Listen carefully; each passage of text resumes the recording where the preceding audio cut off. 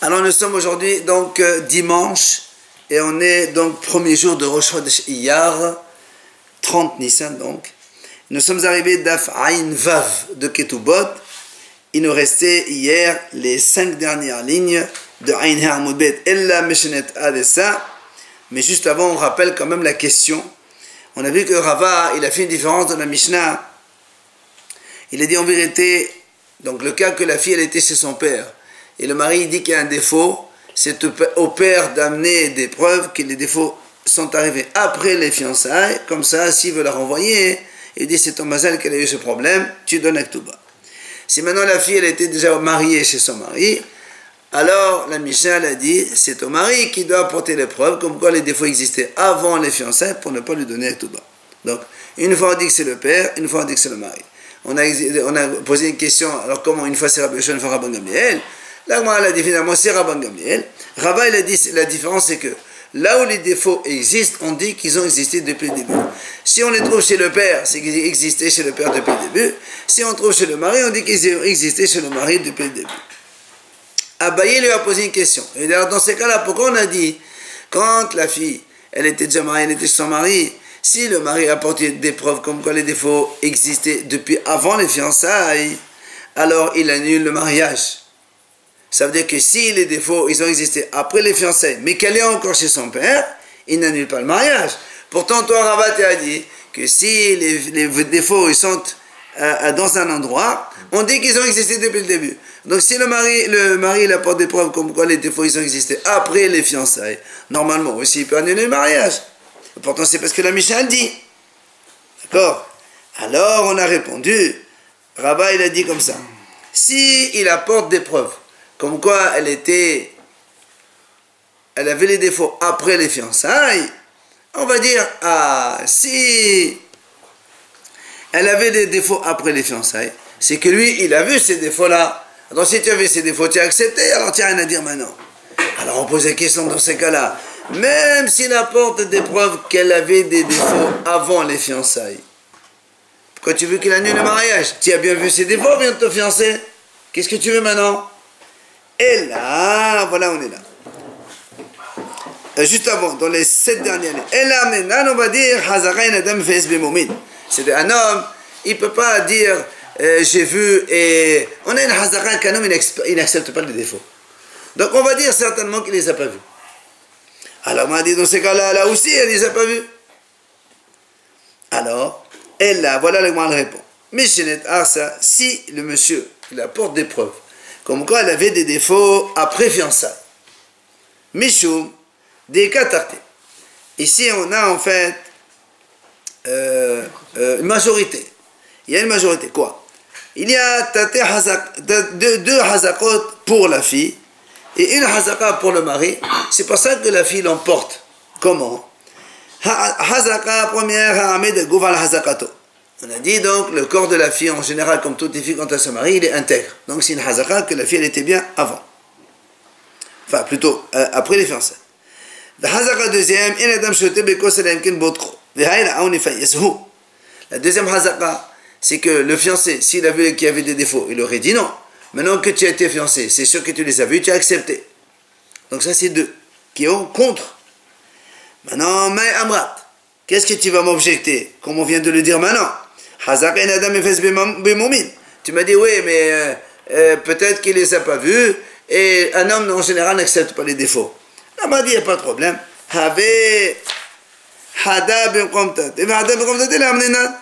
Maintenant ça fait 1 contre 2 et quand il y a une hazaka contre 2 hazakot, évidemment ça ne marche pas. C'est pour ça que c'est la fille qui l'emporte.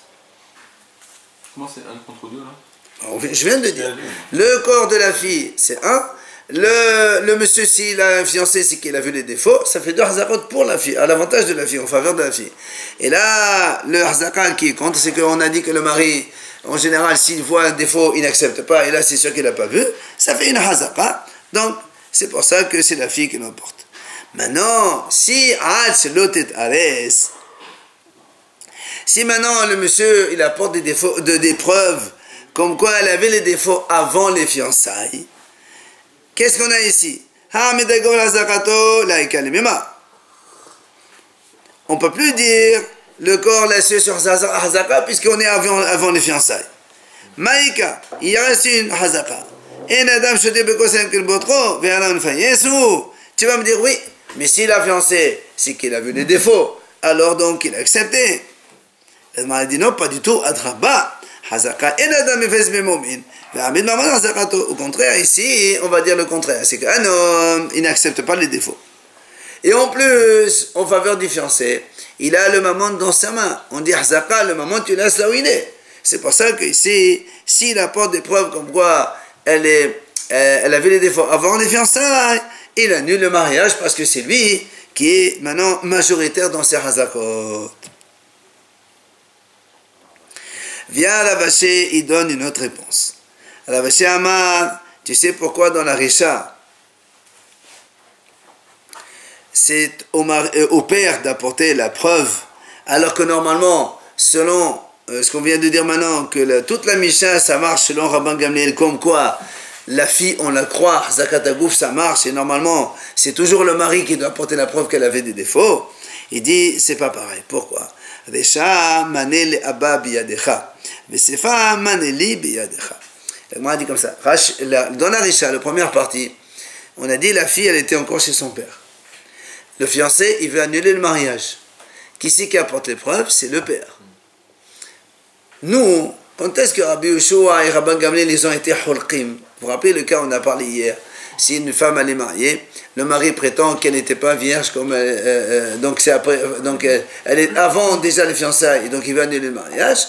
Et la femme a dit non, j'étais bien, après elle a été violée. Alors nous, selon Rabbi Yoshua, c'est le mari qui a raison, on ne croit pas la femme. Selon Rabban Gamliel, on croit la femme. Alors on dit, quand est-ce que Rabban Gamliel il dit on croit la femme? C'est quand c'est la femme elle-même, d'accord, qui réclame, d'accord. C'est-à-dire la femme, elle vient, le mari il veut dire qu'elle n'a pas raison, il ne veut pas lui donner sa touba, et la femme dit non monsieur, moi j'ai comme ça. Rabban Gamliel dit on croit la femme. C'est quand la femme elle est contre le fiancé. Mais dans la Risha, c'est pas la femme, c'est le père de la femme qui vient réclamer. Or, le corps de la femme ne peut pas jouer en faveur de son père. Le corps de la femme, quand est-ce qu'on la croit? C'est quand elle vient se défendre elle-même, pour elle-même. C'est pour ça qu'il dit, dans la Risha, manele ababiatra, c'est comme quelqu'un dit, tu devais 100 à mon père. Et là, ça ne marche pas. Rabban Gamliel et Rabbi Yoshua, ils n'ont pas discuté d'un cas où la femme, elle vient réclamer de l'argent pour son père. On n'a jamais dit que dans ce cas-là, on donne raison à la femme. Quand est-ce qu'on donne raison à la femme? Manele beatra. C'est quand la femme elle-même, elle vient.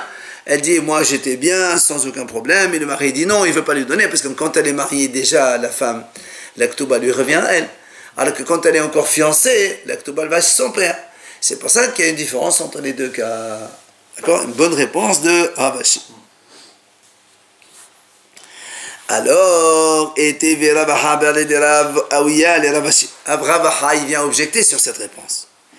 Il lui dit, pourtant, nous on a vu Modé Rabbi Meir. Rabbi Meir qui a dit, donc dans la Mishnah, que si les défauts ils sont chez le mari, c'est au mari qui a doit apporter la preuve. Mais Rabbi Meir dit, il y a une particularité.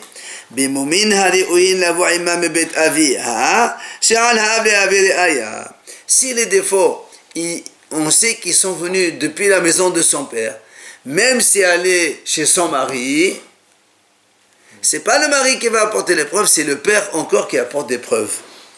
Là où il se trouvait. Justement, alors justement, non, la Gemara dit selon toi Ravashi, tu as dit Maneli Beatraou. Toi Ravashi t'a dit, quand c'est la femme qui est l'interlocutrice du mari, c'est à elle qui a raison. Alors pourquoi tu dis, dans un cas particulier, c'est la femme aussi qui doit apporter la preuve? Ma putain. Alors il dit non. Ici on parle d'un cas, il dit on parle ici d'un cas d'un défaut, ce qu'on appelle une femme qui a 6 doigts, au lieu de 5 elle a un doigt supplémentaire.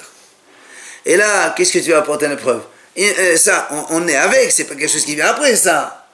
D'accord? Donc c'est pour ça qu'on demande à la femme d'apporter la preuve si vraiment c'est pas le cas. Alors la m'a dit, qu'est-ce que tu veux alors? Qu'est-ce que tu veux? La femme, tu lui demandes d'apporter une preuve que quoi? Elle n'avait pas de défaut avant fiançailles. Ça, c'est un défaut depuis l'origine. Depuis la naissance, on a ça. Il dit non. Elle apporte la preuve comme quoi le fiancé il était au courant de ce défaut et il a accepté. Amar Rav Yehuda Amar Shmuel. Il a dit Rav Yehuda au nom de Shmuel. Hamahalif para behamor. Un monsieur Réhouven il avait un âne. Shimon il avait une vache. Un matin ils se rencontrent, ils veulent échanger l'un contre l'autre. Ça existe, ce qu'on appelle le troc, et il y a kinyan. C'est-à-dire, Shmuel il dit comme ça.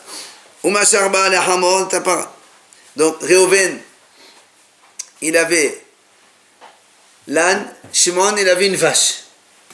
Réhouven, le propriétaire de l'âne, Machar et Tapara, il a pris la vache. Il dit à Shimon, tu vas chez moi, va prendre l'âne, il n'y a pas de problème. Le troc il est valable. Seulement il y a un problème, c'est quoi? Il est parti, il voit que l'âne il est mort. La question est, quand est-ce qu'il est mort l'âne? Si maintenant ils ont fait le troc à 8 heures, ok, et le monsieur il est parti à 8h15, il a trouvé l'âne il est mort. Si l'âne il est mort à 8h15, c'est lui qui a perdu, puisque le troc il est déjà officiel depuis 8 heures. Mais si l'âne il était mort à 8h moins le quart, le troc il vaut rien. Tu m'as échangé contre un âne mort. Ça ne marche pas. Qu'est-ce qu'on fait dans ces cas-là? Rav Yehuda, au nom de Shmuel, il dit c'est le propriétaire de l'âne, Réhouven. C'est à lui d'apporter la preuve, d'accord, que son âne était vivant à 8 heures quand ils ont fait le troc. S'il n'a pas de preuve, tant pis pour lui, il est obligé de laisser la vache à son propriétaire.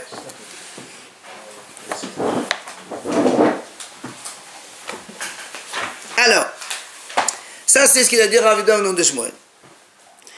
Et la Gemara dit Vetanatona Kalla. Et Rav Yehuda au nom de Shmuel, il a un soutien de notre Mishnah de l'histoire de la Kalla qui a eu un défaut. C'est-à-dire, on rappelle bien ce cas-là parce que c'est très important.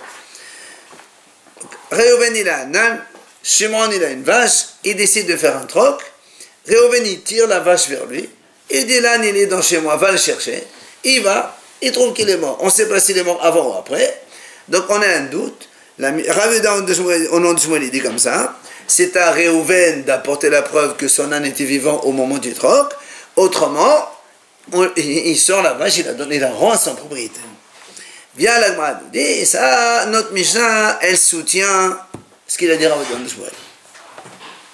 La Gemara lui dit, Hikalla. Dans la Mishnah, on a vu deux cas de la femme, la mariée qui a un défaut. Le cas où la femme, elle était chez son père, et le cas où la femme, elle était déjà chez son mari. Alors, lequel cas il te soutient?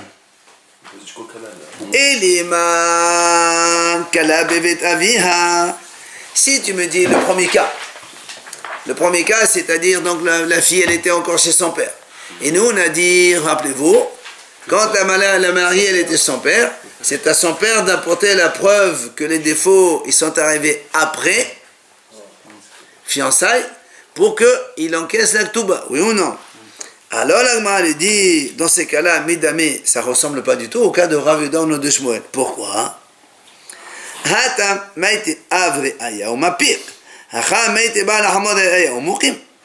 Il dit là-bas, dans le cas du père, si le père il apporte une preuve comme quoi c'est vrai, qu'est-ce qui se passe? Il va prendre de l'argent chez le mari. Mais ici, si Réhouven il apporte une preuve comme quoi l'âne il était vivant au moment du troc, qu'est-ce qu'il va faire? Il va sortir de l'argent? Pas du tout. Il garde ce qu'il a. La vache elle était chez lui, il la garde. Donc c'est pas du tout la même chose. Ça ressemble parce que la Ktuba c'est quand même, on peut considérer que c'est de l'argent qui lui est déjà presque réservé. Mais c'est Motsi, tu es ma pire. Motsi, c'est Mamon Mahzakat Habero.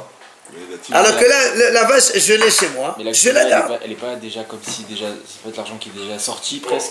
Il faut apporter la preuve. La preuve, c'est que monsieur, on a dit, le père, il doit apporter la preuve. Sans preuve, tu ne peux pas le faire. Donc, c'est pour ça que la Gemara dit, ce cas-là, le premier cas de la Mishnah, dans lequel la mariée, elle était encore, la fiancée, elle était encore chez son père, il n'est pas du tout comparable avec ce que tu veux dire. C'est ce que la Gemara dit. Mesdames, est-ce que ça ressemble? Première ligne. Hatam, là-bas dans le cas du père, Le père, il apporte une preuve et il fait sortir l'argent du mari. Ça veut dire, s'il n'a pas de preuve, la hazaka du gouffre de la femme ne marche plus, puisque c'est le mammon qui l'emporte. Ici, le monsieur Reuven qui a le propriétaire de l'âne, quand il a apporté la preuve que le troc il est valable, eh bien, il va garder juste la vache dans ses nuits, il ne va pas faire sortir de l'argent. Donc, ce n'est pas du tout la même chose. Amar Rabbi Abba, il vient Rabbi Abba, il dit non, on prend le deuxième cas. Kalla bevet hamiha. C'est le cas, le deuxième de la sifa de la Mishnah. C'est-à-dire, la fiancée, elle était déjà mariée, elle est chez son mari, et là-bas, on a trouvé des défauts, et on a dit là-bas, c'est le mari qui doit apporter des preuves, comme quoi elle avait ses défauts avant les fiançailles pour annuler le mariage, sinon, il se garde, ou bien il le donne sa ktouba. Alors, là, on m'a dit, c'est-à-dire, en cas de doute, c'est le monsieur, donc le fiancé, donc le marié, d'apporter la preuve. Alors, là, on m'a dit, là aussi, c'est pas du tout la même chose. Pourquoi ça ressemble pas?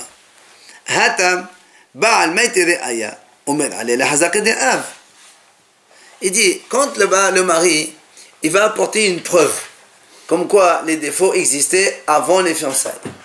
Il ne faut pas payer la ktouba.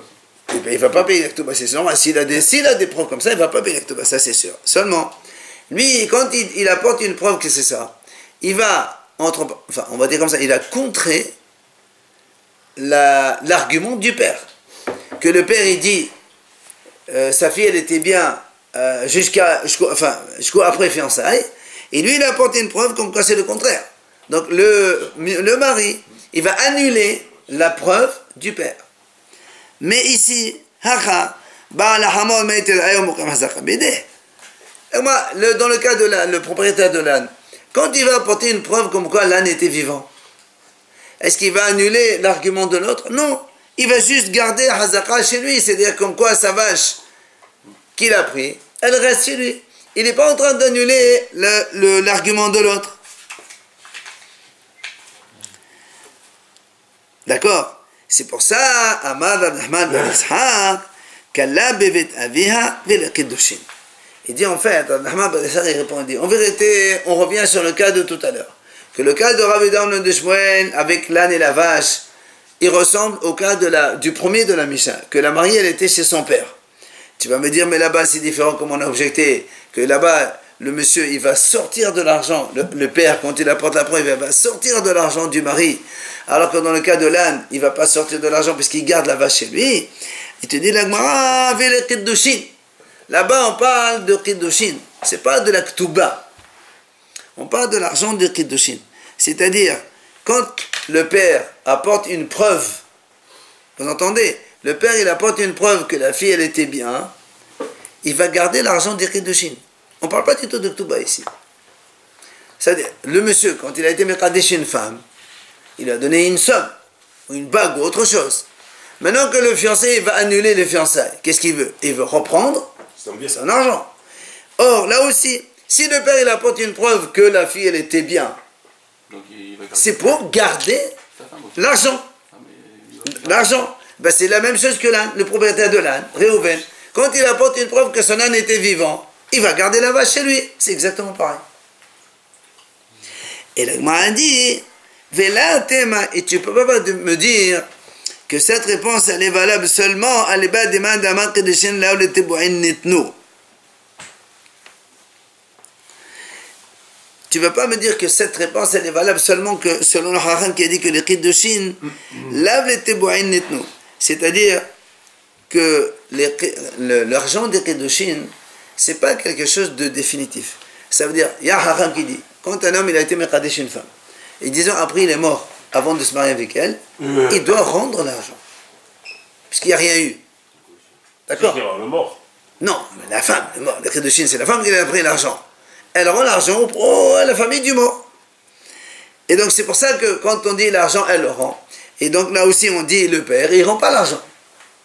Mais il dit non, elle a fait le léman d'amant kiddushin et tevoin nitnu. Même le Hacham qui dit qu'en général, quand quelqu'un donne le kiddushin, c'est définitif. Ça ne se reprend plus. Même si après il n'y a pas de conclusion de mariage, c'est fini. Il dit ça, ça c'est vrai. Quand il y a des kedushim vadaim, qu'il n'y a pas de problème. Aval kedushit out, mais quand il y a des kedushim comme ici, il y a une erreur. Est-ce qu'elle a des défauts avant, elle n'a pas de défauts avant, tout ça. Alors il faut apporter une preuve, sinon tu ne les gardes pas. Donc on a répondu. Le cas de Rav et d'Amnon de Shmuel, l'âne et la vache, le troc, ça ressemble au premier cas de chez nous pour les kedushim.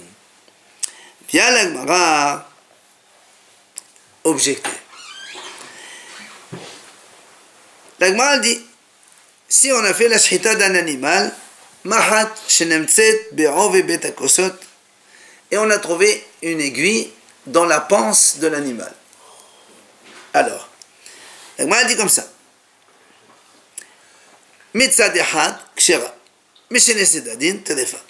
Si il y a un trou, si dans l'épaisseur de la panse elle est un peu épaisse, il y a une aiguille.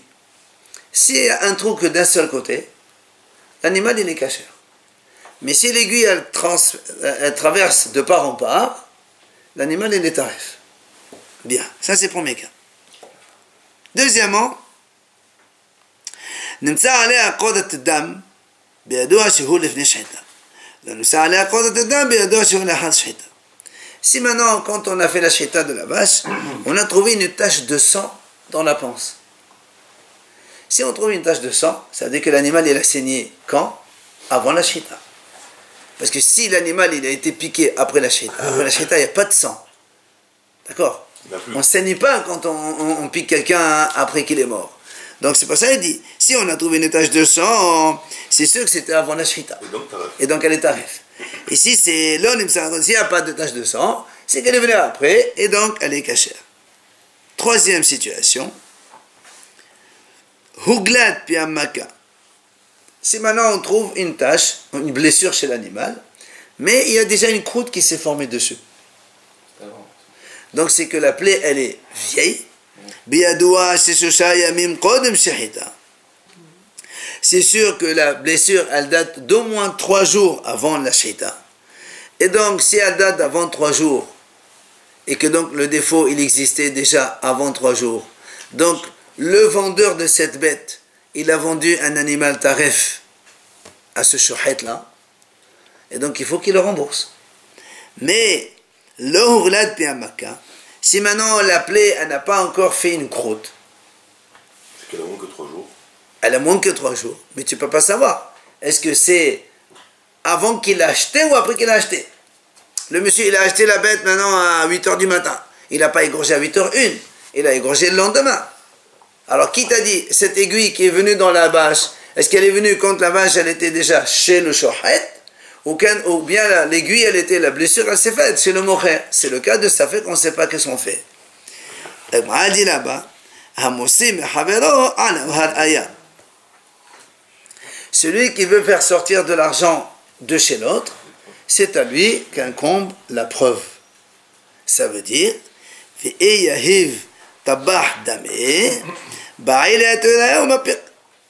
si maintenant le boucher, il a déjà payé le monsieur, le vendeur, et on est dans un cas où on ne sait pas si la blessure, elle a été avant qu'il l'achète ou après qu'il l'achète, c'est donc au boucher d'apporter la preuve.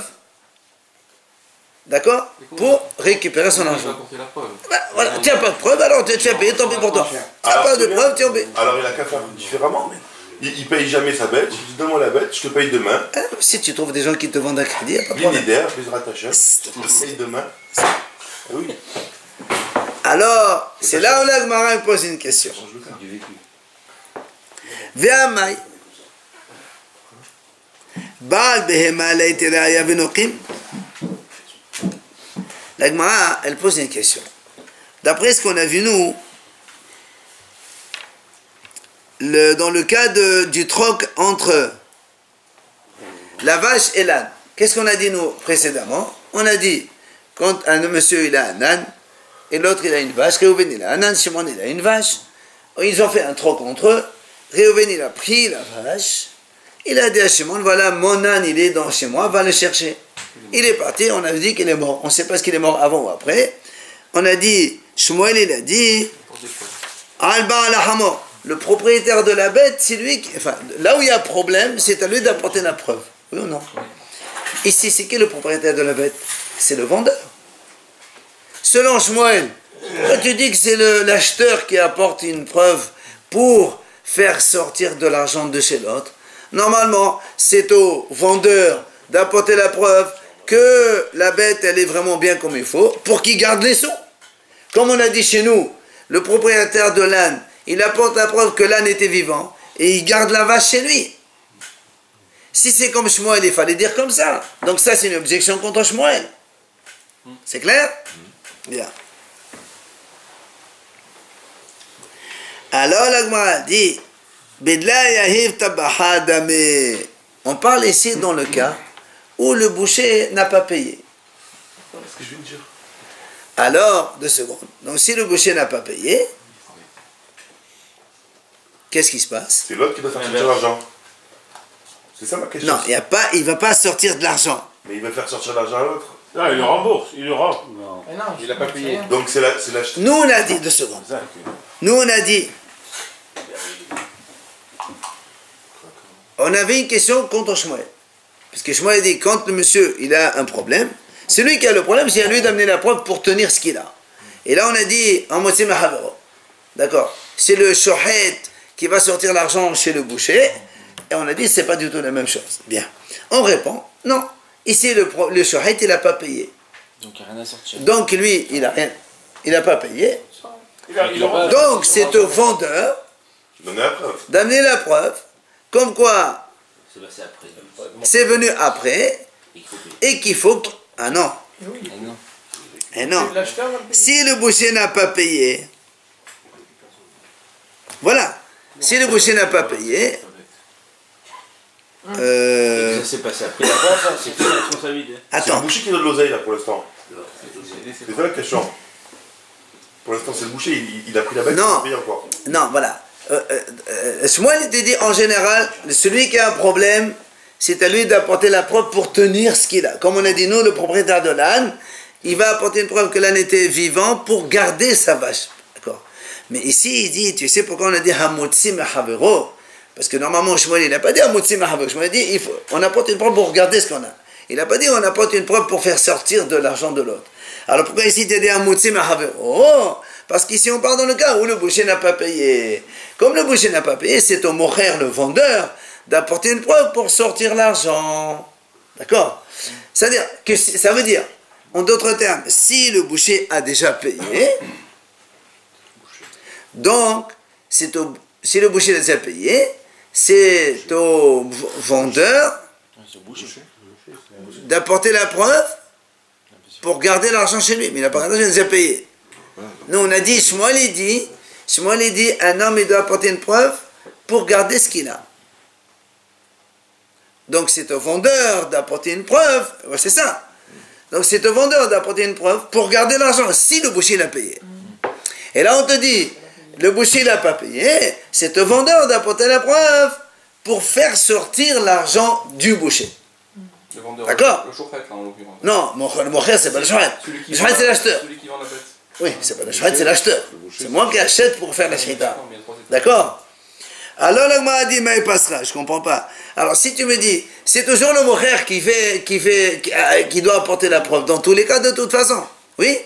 Alors que le pêcheur shohet il est payé, tu dois apporter une preuve pour garder les sous.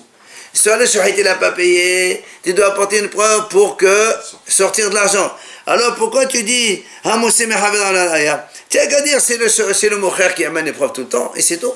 C'est-à-dire, ah moi c'est mehaver dans la tu prends une décision que là il s'agit d'un cas où le shohet n'a pas payé.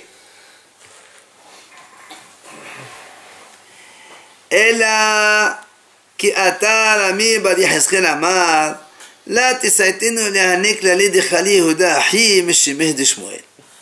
Il est venu Rami bar Yehezkel, il a dit, n'écoutez pas ce qu'il enseigne Yehuda mon frère en nom de Shmuel. Rami bar Yehezkel, il avait un frère qui s'appelait Yehuda, et donc il donnait des enseignements, et donc il disait que il a mal enseigné, il a mal transmis son frère Yehuda. Et là, voilà quand il dit, Hachi Amar Shmuel. Voilà ce qu'il a dit Shmuel. Kol Shenolad Safek Birshuto. Voilà ce qu'il a dit Shmuel dans le cas de l'échange, le troc de l'âne et la vache. Shmuel il a dit comme ça. Il n'a pas dit comme ici, il a dit lui. Alba la Hamor et Avir Aya. Il n'a pas dit ça. Il a dit Kol Shenolad Safek Birshuto. Là où est né le Safek, c'est à lui d'apporter la preuve. Birshuto, c'était dans son domaine. Là où il est arrivé le Safek, Ouais, mais c'est ça. eh bien, 2 secondes.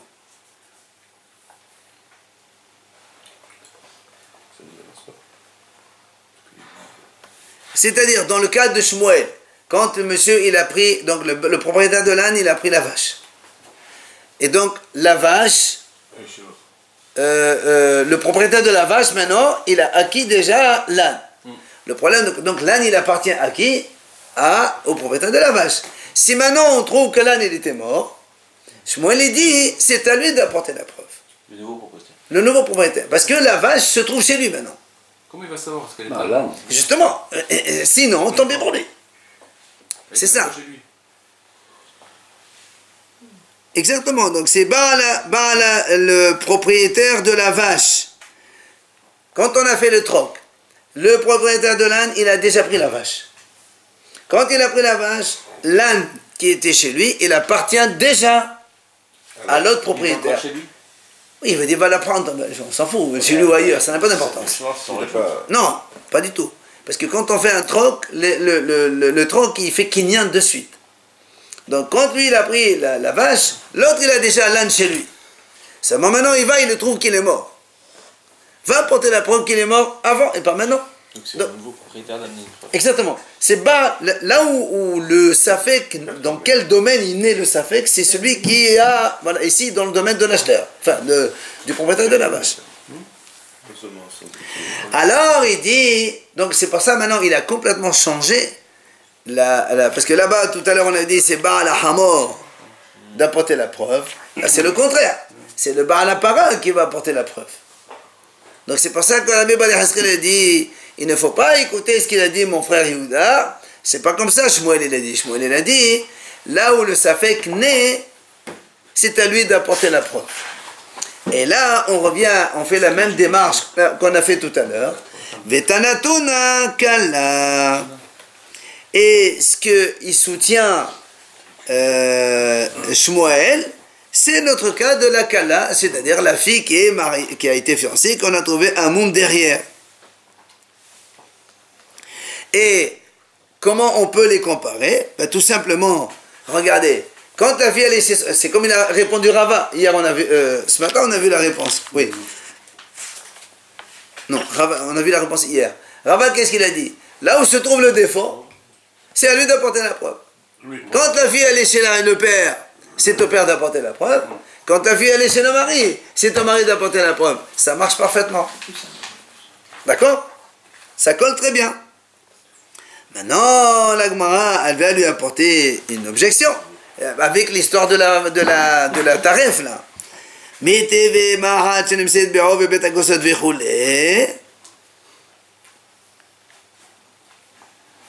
Alors, si on reprend l'objection, donc un monsieur il a acheté, donc le shouhet, il a acheté une vache, il a fait la shhita, il a trouvé qu'il y avait donc un problème, donc on a dit la croûte elle s'est faite ou pas dans la blessure, est-ce que la blessure elle est ancienne, elle est nouvelle, on ne sait pas quoi. Alors on a répondu comme quoi le boucher n'a pas encore payé. Tout à l'heure on a répondu comme il n'a pas payé, c'est pour ça le vendeur il doit lui sortir l'argent, c'est à lui d'apporter la preuve. C'est ce qui est marqué dans la préta, d'accord? C'est marqué d'accord? On a répondu comme ça. Alors l'agma l'objecte. Si maintenant le boucher n'a pas payé encore,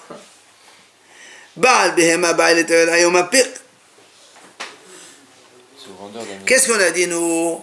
C'est le vendeur qui doit apporter la preuve pour sortir l'argent. L'agma a dit comment?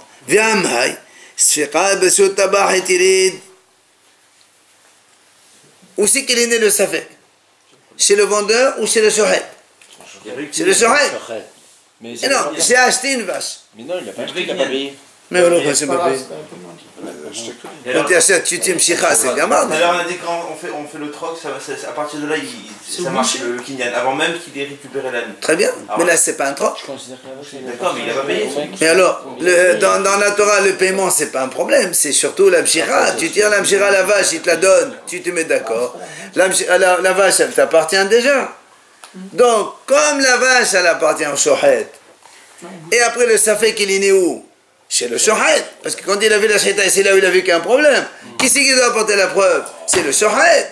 Si voit la croûte, c'est fini, il n'y a plus de débat. Non, là on a pas, justement, là on a un safek. On a dit que si la croûte elle est plus de 3 jours, c'est sûr qu'il était de avant, il est tarif, donc ça on le sait. Là on a une croûte qui n'est pas encore formée.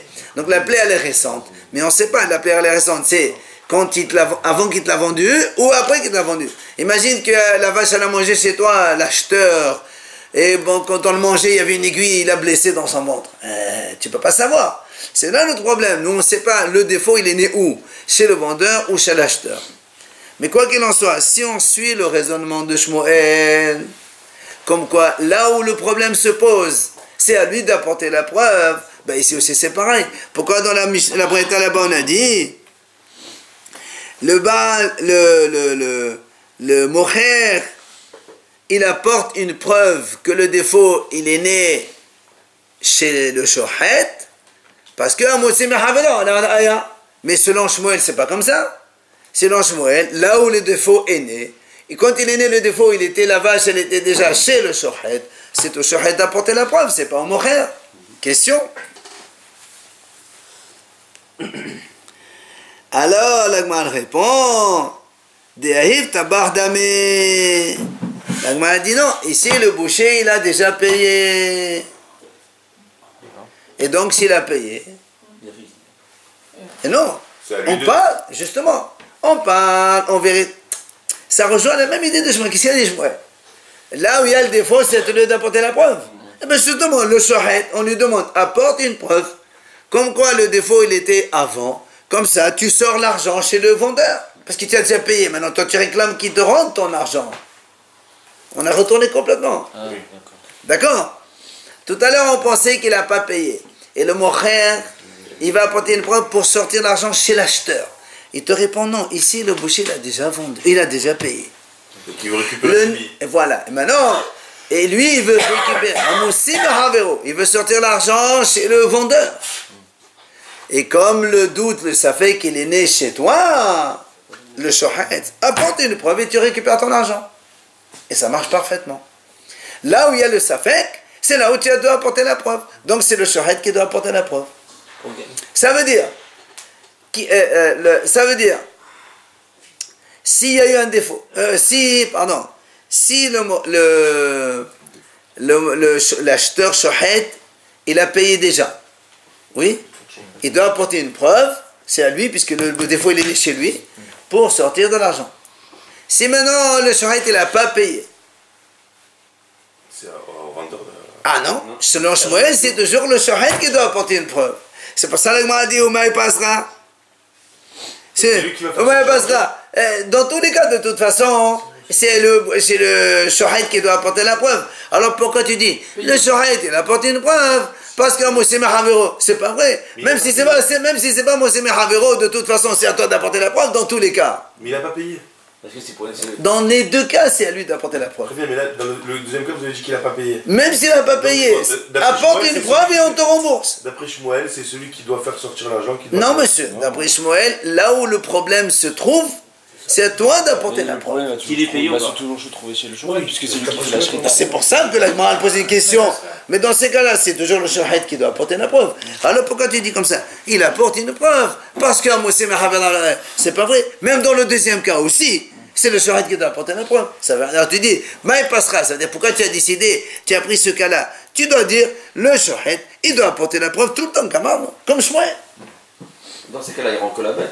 Il y a droit à la Léona, lui, selon Shmuel, non. Selon Shmuel, il a acheté une bête. Le problème se trouve chez toi. Le savoir qu'il est chez toi, c'est à toi d'apporter une preuve. Si tu as payé, tu apportes une preuve pour sortir. Tu n'as pas payé, tu apportes. Et justement, Il paye, tu es obligé de payer. Non, mais il n'a pas payé. C'est ce qu'on est en train de dire. Il n'a pas payé. Il n'a rien à sortir. Mais justement, c'est pas Moussé Mehavero, c'est toi qui dois payer. Moussé Mehavero, tu dois te faire rembourser. Tu apportes une preuve que la vache elle était tarif avant, comme ça le vendeur il te rembourse. Mais même quand tu n'as pas payé, tu dois aussi apporter une preuve, sinon tu vas payer de toute façon. Dans tous les cas, c'est pour ça que moi je dis, Omaï Pasra, c'est quoi cette option pour l'autre cas? Alors les deux existent. C'est pour ça que la Gemara dit, on termine, Stama de Milta, la Gemara dit, Stama de Milta, Kama de la Yahe Venish Zozé, la Yahe Venish Hiyota. Il dit de façon générale, tant que l'homme n'a pas payé, on ne lui donne pas. La maison ne fait pas crédit. Donc c'est pour ça que la praïta là-bas, elle a pris le cas où l'autre il a déjà payé. Parce que le vendeur de l'animal, si tu ne payes pas, il ne te donne pas la vache de toute façon.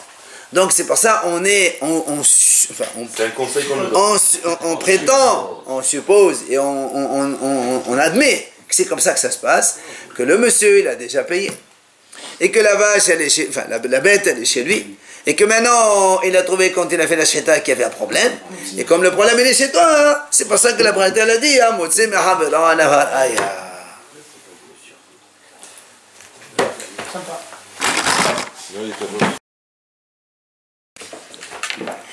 Bachachamim omrim dans la Mishnah, on a vu donc Bamid vadim amonim bemomin shebaset. C'est-à-dire on parle que des défauts cachés. La Mishnah elle a dit comme ça. Parce que si c'est des défauts qui sont apparents et visibles, ben on lui dit, monsieur, tu les as vus. Alors, si tu as accepté, tu as accepté. Amar Rav Nachman, il a dit Rav Nachman, V'nerpe kemomin shebaset damé. Nerpe, c'est une maladie, Rachid a expliqué que les gens ils tombent, c'est l'épilepsie d'aujourd'hui. Les gens ils font ils tombent comme ça. Ça s'appelle un défaut caché. C'est quand il a des moments. Mais s'il n'a pas des périodes, mais ça vient comme ça de façon fortuite, là ça s'appelle comme donc galouille, et donc il l'a vu certainement. Matitin la nouvelle Mishnah. Un homme qui a eu des défauts. Là on parle que le mari il était marié déjà, et après il a eu un défaut. On ne l'oblige pas à divorcer. D'accord? Comme on a dit hier, la femme préfère avoir un mari, quel que soit le mari. Donc, on ne l'oblige pas. Il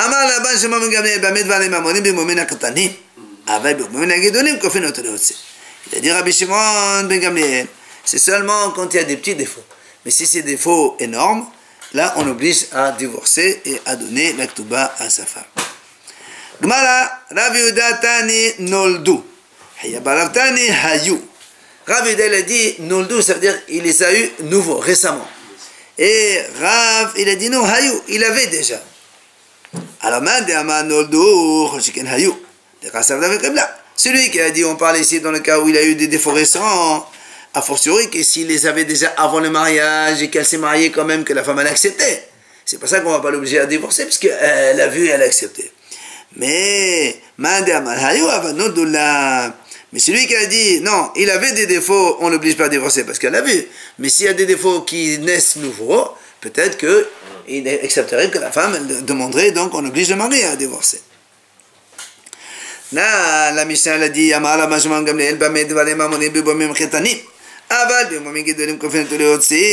on a dit dans la Mishnah, ça dépend si les défauts sont petits, donc Rabbi Shmuel a dit, c'est pour ça qu'on ne l'oblige pas à sortir.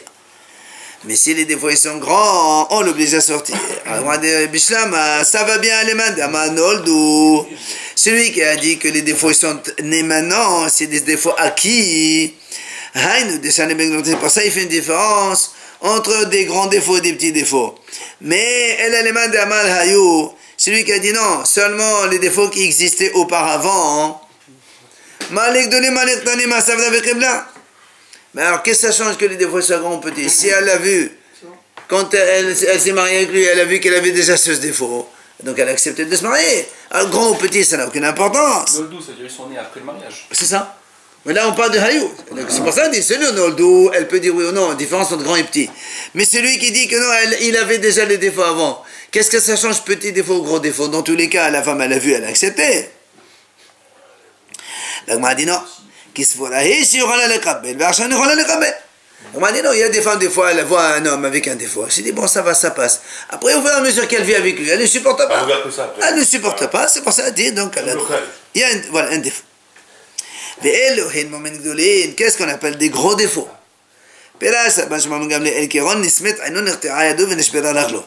Exemple, il dit son œil il est devenu aveugle, ou bien son bras il a été coupé, ou bien son pied il a été cassé. Itma l'agma dit Rabbi Abba bar Yaakov amar Rabbi Hanan halacha que Rabban Shimon ben Gamliel. La halacha est comme Rabban Shimon ben Gamliel.